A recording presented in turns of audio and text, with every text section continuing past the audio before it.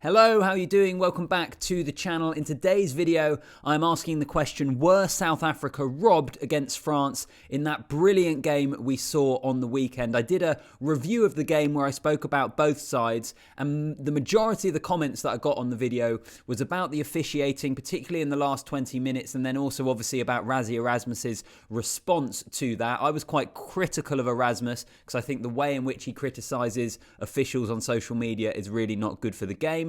And he always gets very well supported amongst Springbok fans. So there was a lot of South African fans in the comments talking about the game. And I thought, you know what, I'm going to go back, I'm going to rewatch. I've rewatched the last 20 minutes in particular where I think the most controversial decisions were, and have gone through to say and have a look, were South Africa robbed? So if you are new here, please subscribe to the channel, like the video, and also drop a comment down below. I think I've been really encouraged by the conversations within the comment section, people making some really good points, challenging me on some things. I love all that. So put a comment down below on what you make of that and what you make of my assessment of it in this video. Right, I'm rambling on.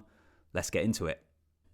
So as I say, I've rewatched the last 20 minutes pretty much from 60 minutes when South Africa had just taken the lead. So it was France 22, South Africa 23 at this stage. So I'm just going to run through some of the decision making, that try, the yellow card, sin binning, all that sort of stuff. So on 62 minutes, we had Makalu held in the tackle. This was sort of the first bad decision in this period, really. And it actually went in favour of South Africa.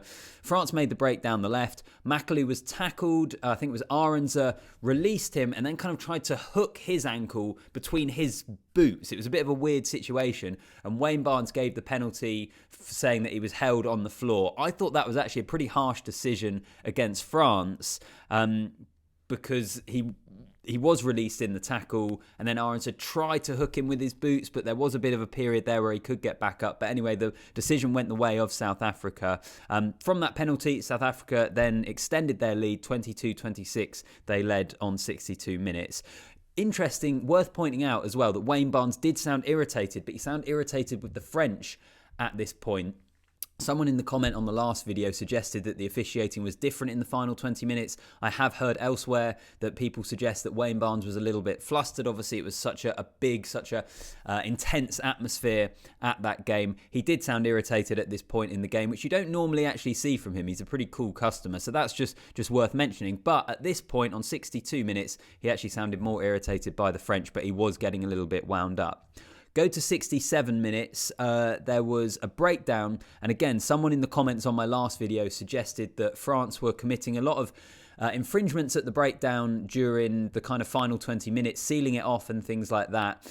I've rewatched it, I tried to keep an eye on it, and it's an incredibly difficult thing to fully judge, I think, in professional rugby these days of whether a team is sealing off or not. The way teams compete at the breakdown, the way people fly in, the margin between sealing off and just clearing out is really quite small. So I didn't necessarily see the obvious and blatant consistent sealing off that someone said in the comments.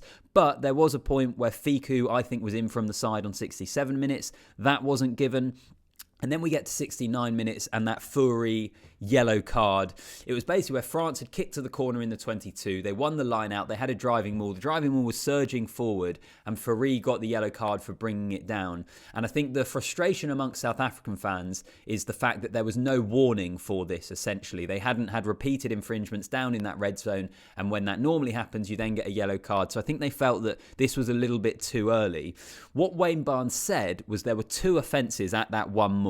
Fourie was the second, so he therefore went to the sin bin. So his explanation is quite clear. It's whether you accept that, really. What I would say is that maul was really powering forward. If there were two infringements, it's quite a blatant attempt to try and bring it down. So I can empathise with the decision and I can understand it because Wayne Barnes explained it so clearly. But I can also empathise with the South African perspective that normally in that area of the pitch, it would probably be more than just two infringements in one specific element of the game. It would be an accumulation of penalties, but was it so cynical? Was it at such a point where it killed French momentum on that driving maul that therefore it's a yellow card? Maybe you couldn't argue that, because if you were, then you'd have to say, well, if it's worth a yellow card, was it worth a penalty try?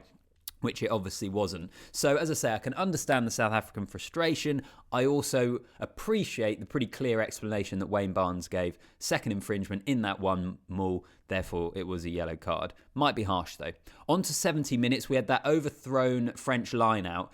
And this actually, I think, is a moment that, out of everything I've heard from Springbok fans, and I'm going to get onto the try because we're getting to that in just a minute, this moment I think is actually a bigger one, and arguably one that could be the most frustrating for them, because on 70 minutes, France overthrow that line out after kicking to the corner again. South Africa win it and clear their lines. But as Reinach was trying to get the ball out, Fiku was trying to judge exactly when he was going to pick it up. And he actually kind of came round the side. He didn't tackle Reinach, but he was completely on the wrong side, went to ground. Reinach then kicked clear, upfield, found touch. It was a French line out. For me, that should have been a penalty to South Africa, because it was pretty blatant from Fiku. He was completely on the wrong side. He mistimed it. Wayne Barnes didn't give it. That I actually think is one worth frustration amongst the Springboks.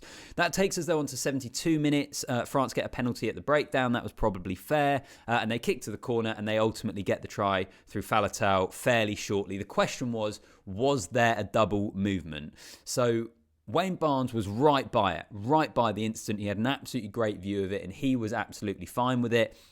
Having watched it again, honestly, I think it's really hard to call. I think if I was a Springbok fan, I would probably think it's a double movement. If I was a France fan, I think it would probably be just about okay. There was still a little leg drive there by Faletau. How much of it was because he had teammates at his back pushing him on? How much of it was a double movement? I personally do think it's a bit of a grey area. As I say, I can understand the frustration of Springbok fans with that one. I think if it was my team, I would want to see it given against me. But if it was my team scoring, I'd probably say, oh, maybe it's just enough. I basically think it's a really, really tight call. Wayne Barnes was there in great position and he made that call. And then we had this incident with the TMO. A lot of South African fans seemed frustrated. Why did they lose contact with the TMO all of a sudden? I admit that was a little bit strange, but I don't think it's that controversial. It didn't stop them looking at it because the TMO, we could hear it on commentary. It was just Wayne Barnes that couldn't hear it. The TMO pretty quickly said, yeah, I'm fine with the try as well. So even if they had proper communication, they had been able to have a proper review where they talked through it, the TMO had already looked at it and he had decided that it was a try. Wayne Barnes had decided it was a try, so therefore it was going to be given. That's kind of my thoughts on the try. As I say, understand the frustration, but I actually do think it's really, really close. I don't think it's clear cut as a double movement. Okay, where does that take us? Also, worth mentioning here, Wayne Barnes got annoyed again for the camera getting quite close to him, which was interesting. That was as they were waiting for the TMO and the communication to get back, basically. And also he was annoyed at South Africa because they were appealing for the double movement. So again, I do think we saw Wayne Barnes, who was perhaps under a bit of pressure, was perhaps a little bit more flustered than we're used to seeing him. But in terms of the try, it could go either way. I don't think it was an absolute robbery on that occasion. Also, just a side note on that try and on that delay with the TMO, about 2 minutes taken off the clock, which for me was too much in that moment. Such a tight game. This could be a World Cup quarterfinal or a semi-final in a year's time. If a team scores late, we need to make sure we're not losing too much time off that clock. That's such an important part of the game, but that's just my opinion on that one. 76 minutes, getting towards the end here, the Leroux forward pass, another marginal call. Honestly, I can't particularly see it. I've rewatched the replay a couple of times. The referee's assistant, I think, was the one that made the call on this, and he was right in line with it. I think it's really marginal, but another one, I haven't seen a replay that can categorically say it was or wasn't a forward pass. I think it maybe just was, but it was really close. I think it's difficult to say. And then 77.5 minutes, France get a penalty at the scrum. That was another penalty that they then kicked over to extend their lead. And then the steal from France on 79 minutes to turn the ball over, see off the final minute and kick the ball out was a fair turnover. So that's kind of my take on the final 20 minutes of the game. I think overall, I understand the South African frustration. I still come back that I think the way in which Rassie Erasmus goes about it on social media is unacceptable.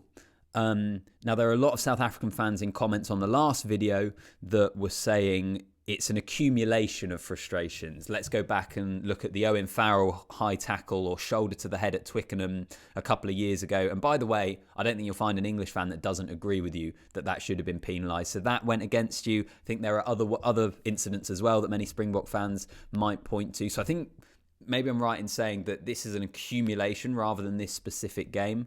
I don't believe there's some conspiracy against South Africa. I do think that controversial calls happen.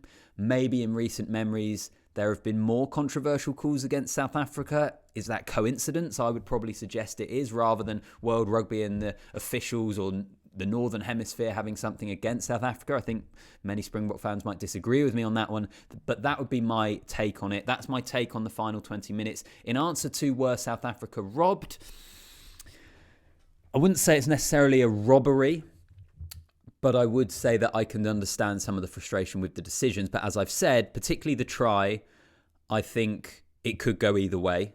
I don't think categorically you can say whether it was or wasn't double movement. And with the yellow card, that there I can understand the frustration as well. But also Wayne Barnes explained his decision making very, very clearly. And the one I said is I think Fiku not getting penalised for in at the side, that's almost a bigger one, because if that gets given, that's a penalty to South Africa rather than them kicking it out and France getting the ball back. Penalty to South Africa, they'll end up getting the line out, gives them a bit of territory and possession late on in the game. Maybe France don't go back down into the 22 and score the try. I think that's actually the decision that I would be more frustrated about, rather than the yellow card and rather than the try. Anyway, I think, it's an interesting discussion. For me, Razzie, please stop having a go at the referees on social media. That is not helping. And hopefully you found this video kind of useful going back over it. Let me know what you think in the comments. Subscribe as well to the channel. Always love to hear from you. And like the video. I'll see you in the next one. Nice one.